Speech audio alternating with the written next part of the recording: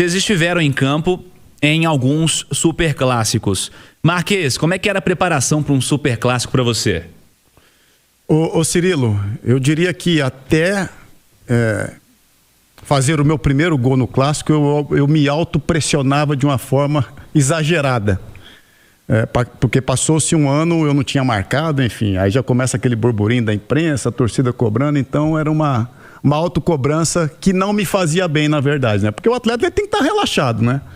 Mas a partir do primeiro gol, meu velho, e com o time em boa fase, poxa, era sempre uma alegria jogar o clássico, né? Você tinha, embora o equilíbrio, ele sempre reina nesse tipo de partida, né? Você ia com a confiança diferente, né? Jogando num time bom, um time que, poxa, fazia frente e tinha possibilidade grande de ganhar, então você ia diferente para esse jogo, né? Um dia antes, tranquilo, não tinha nada que me tirasse o sono, entendeu? E eu gostava muito daquele ambiente do entorno do Mineirão, daquela chegada, quando o ônibus começava a subir aquela avenida principal ali do Mineirão. Abraão Caran, e aí naquele posto ali da frente, já a torcida do Galo toda ali, já cantando, carregando o ônibus até o estacionamento do Mineirão, aquilo já era um ponto de motivação extra, né, para você entrar no vestiário, trocar de roupa, fazer o aquecimento e ir para o jogo. Então, o entorno do Mineirão lotado com a torcida do Galo já mexia muito com o meu emocional, enfim, né? Eu ficava muito motivado com tudo aquilo, né, que acontecia. Fabrício, como é que era a preparação para um super clássico para você? Sabe que eu sou um pouquinho ansioso, né? Já percebeu? Nunca notei. Ah, não? Então, esses dias aí, eu ficava mais. O pré-clássico, pra mim, a pior parte do clássico pra mim era... Tem o pré, né? Tem o jogo e tem o pós, né? Pra mim, o mais difícil era esse pré-clássico. Parece que não chegava nunca, sabe? Hoje era um dia que eu gostava de ficar mais sossegado também. Fazer aquele treino de manhã, gostava de dormir, me alimentar super bem. Procurava dormir cedo hoje. Lógico, resenha, às vezes levava um videogame pra concentração, mas sempre dormia ali 10h30, 11h. Eu gostava de estar na cama. Porque no dia do clássico, como eu era muito ansioso, já gostava de acordar cedo. E aí gostava de fazer uma mobilidade, também já fazer todas as refeições. Sempre descia assim para fazer essa... Ô Fabrício, nem atender o telefone você atendia, né? E tinha isso, jogos mais importantes eu não gostava de falar com ninguém, assim. Geralmente eu falava com meus pais, tal, a galera pede, né? Liga, pedir ingresso, as coisas, resenha, às vezes um amigo liga, eu atendia, mas jogos assim mais importantes eu não... Porque se eu não gostava de falar com ninguém, cara, não falava com meus pais, a única coisa eu ligava pra minha esposa pra saber dos meus filhos, isso era importantíssimo, assim, só isso. E aí eu tô perguntando, porque se eu soubesse na época, o telefone dele não ia parar de tocar. Você acha que eu ia te atender? Eu ia te bloquear o tempo todo. Eu ia te bloquear, fera. E aí tinha isso, Filhão, pra não desviar, porque assim, esses jogos, assim, como é tão importante, assim, né, cara? Eu acho que qualquer coisa que te tira um pouco do foco, e o jogador precisa estar ali de corpo e alma, bem. Às vezes você liga pra casa, tem uma notícia ruim, um parente tá doente, já me atrapalhava. Então eu procurava focar. Mas era gostoso demais. Nossa, que jogo, né? Mas os melhores jogos, né, cara? Tem jogador que pipoca, fala a verdade. Os caras, tinha gente que de classe, você olhava na cara dos caras, os caras estavam amarelos, assim, pálido. Falei, calma, jogador, vai dar tudo certo, vambora. E no vestiário, velho? Vestiário eu era gritaria. Eu tinha umas manias no vestiário, cara, assim, de me trocar sempre no banquinho ali da enfermaria. Supersticioso? Não. Sem superstição. Mano, nem um pouco. Era toque, então era toque. Não era superstição, não, guerreiro. Só você tava ali. Ali, poxa, na época não tinha Coban ainda. Ali você pegava aquela faixa, né, aquela atadura. Eu enrolava os meus 2 pés e tal, sabe? Passava aquele bálsamo aqui dentro do nariz, ô Cirilo. Bálsamo, olha aí. Era o bálsamo dentro do nariz. Aí era pra dar uma ligada. Você era dope, filho. Vou buscar uns pontinhos aí, viu, pai? Que dia, velho? Olha o clássico que ele fez gol, né? Eu tinha umas manias de alongamento. Eu tinha feito sequência de alongamentos.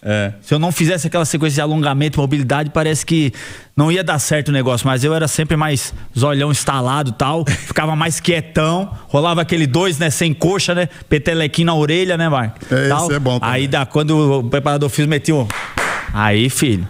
Vamos baralho! Começava aquela gritaria, colocava todo mundo pra pilha, meu irmão. Tinha que ter, mano. Mexia com todo mundo. 10 palavras, o 9 era palavrão. E depois uma oração, né? Pra dar uma Depois a oração pra equilibrar as coisas. Pra equilibrar. Meu Deus do céu, perdoa. Equilibrar, é pra equilibrar. Bem-vindos ao primeiro clássico de vocês dois na Rádio Itatiaia. A preparação é aquele tropeirão pra ficar lembrando dele o jogo inteiro e bastante água. Já marca bastante, já não tem jeito. Já fica com aquela caixa d'água dentro da barriga. Ainda bem que não vai dar calor demais amanhã. E amigos, o que decide um clássico, hein? Na visão de vocês? Porque nós já vimos clássicos disputados em diversos cenários. Ano passado, por exemplo, tivemos 2 clássicos valendo vaga em semifinal de Copa do Brasil, em que o favorito jogou e venceu. Mas tivemos em recortes recentes clássicos em que um grande favorito não conseguiu vencer. Qual fator não pode faltar? Qual fator decide um clássico, Fabrício? São muitos detalhes, Cirilo. Concentração dos jogadores, treinamento já na semana, sabe? Preparação é diferente. São jogos que os dois times, sempre os jogadores entram muito atentos, né? Então, às vezes, um que desfoca um pouco, que acaba fazendo um erro, cometendo um erro, e aí isso não tem mais volta, entendeu? Então, acho que a concentração ela é essencial.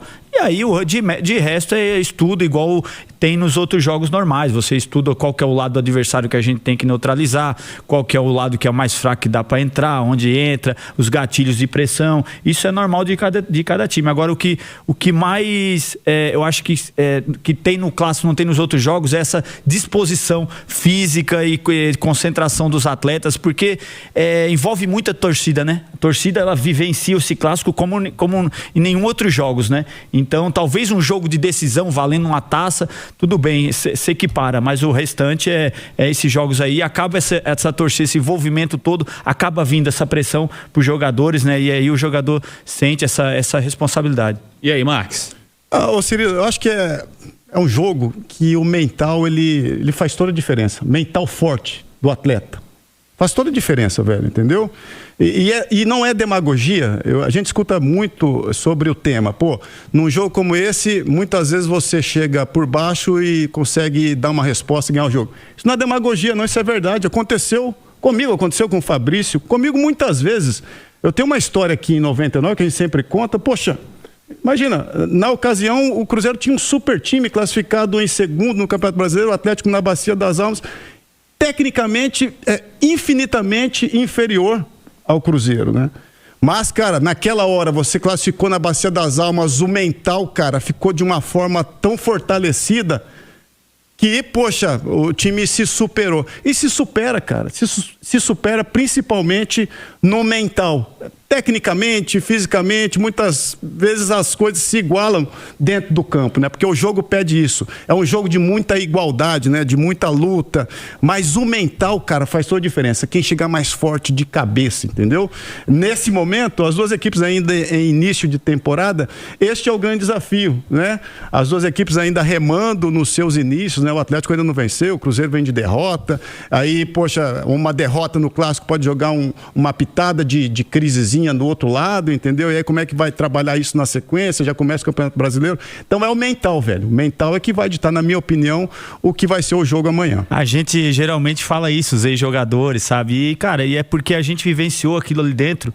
E realmente acontece isso, muitas vezes. Geralmente o pessoal fala, lógica, sempre que vem um time melhor ganha, mas às vezes acontece, cara. E o cara chega ali mal em situações adversas e reverter isso pra cá. Assim como em todo esporte de alta performance, né? Assim como os atletas olímpicos se superam, outros esportes também, vôlei, basquete, o futebol também acontece isso, e principalmente em clássico. Eu falo do mental, assim... fazendo um autorretrato, né, do que foi o Olê Marquês ali atrás, né? Com certeza. Panzi, poxa, eu chegava naquele Mineirão, cara, aquilo mexia comigo de uma forma, sabe? Quando eu falo de que já o entorno te mexia, poxa, na cabeça, no coração, entendeu? Você entrava no vestiário, no Mineirão dava para ver, num vitrozinho que tinha no vestiário, o meu olho ficava lá na arquibancada, vendo aquela turma chegar, aquele povo chegar para fazer festa, entendeu? E aquilo já mexia comigo, cara. Quando eu falo do mental, é isso, o cara incorporar aquilo, né, de uma forma altamente positiva, levar pro coração e a cabeça, levar para dentro das 4 linhas, entendeu? Era assim, eu começar a falar isso aí, parece que eu vou entrar aqui no campo de novo. É legal, né, Edu, ouvir relato de quem viveu o Superclássico, porque é um jogo diferente, cara. Pra mim, o clássico vale mais do que o estadual, Edu. A gente também vive e viveu, mas de maneira diferente, né? Fabrício e Max viveram dentro de campo, sendo os protagonistas dos jogos e viveram uma época bastante diferente, né, cara? Fabrício e Max chegavam para os jogos, muitos deles com as torcidas divididas, meio a meio. Ali a arquibancada já te dava mais ou menos o favoritismo. Tinha uma torcida um pouquinho maior que a outra e falava, os caras são favoritos. Então muda um pouco o aspecto mental, mas o clássico é sempre um jogo muito especial, independentemente do momento, da época do ano. A gente está falando do primeiro clássico de 2026, em meio a uma pré-temporada, né? Os times estão com 23 dias de trabalho amanhã, a representação dia 2, amanhã dia 25. Muito jogador não estreou, tem jogador que estreou tem 2 dias, jogador importante, no caso do Gerson. O Atlético tem jogador que não pode entrar em campo, porque ainda não foi regularizado. Há muita cobrança em cima de um dos lados, por conta do ano anterior que não foi bom. O Cruzeiro em 4 jogos perdeu 2, já começa ali um burburinho, num grupo muito pequeno, mas é normal, porque o futebol tem muito de resultado, e esse jogo é para tentar jogar pressão para um dos lados e para tentar dar uma arrancada, para quem vencer. Mas existe aquele resultado que às vezes não favorece nenhum nem outro, que é o tal do empate, né? E para mim vai ser um jogo mais amarrado, os clássicos têm sido assim, nos últimos anos, jogos mais amarrados, mais presos, mais brigados do que jogados. É essa a expectativa que eu tenho para o jogo de amanhã na Arena MRV, mas é um clássico. E que bom que amanhã teremos as 2 torcidas, ainda que pouco, 2.500, mas cara, você já vai conseguir ouvir o grito do outro torcedor. Se tiver um gol do Cruzeiro, não vai ter o estádio em silêncio. No jogo do Mineirão, quando for o Atlético visitante, se tiver um gol do Galo, não vai ter o estádio em silêncio, você vai ver comemorando. A tiração de sarro, que é saudável demais entre as torcidas.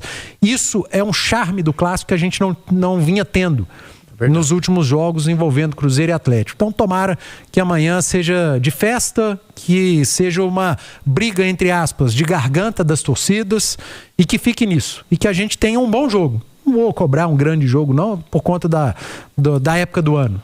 Os 2 times ainda estão em desenvolvimento, mas que a gente tenha um bom clássico amanhã na Arena MRV. Segundo tempo da TBB, oferecimento Grande Minas Seminovos. Só na Grande Minas Seminovos você começa o ano sem pagar IPVA 2026. Aproveite. A preocupação geral e sempre em qualquer jogo do futebol brasileiro é a arbitragem. E teremos uma arbitragem de vários estados, né? A principal, David Oliveira Lacerda, Espírito Santo. É esse, né, Cláudio, que apitou uma pancada de jogo do Atlético no passado, não foi? Davi Lacerda. Final do Mineiro também, né? É o jogo contra o América, o da volta, né? O do 1-0 América. David Oliveira Lacerda, Espírito Santo, árbitro principal. Nailton Júnior de Souza, Federação do Ceará, vai ser o assistente 1.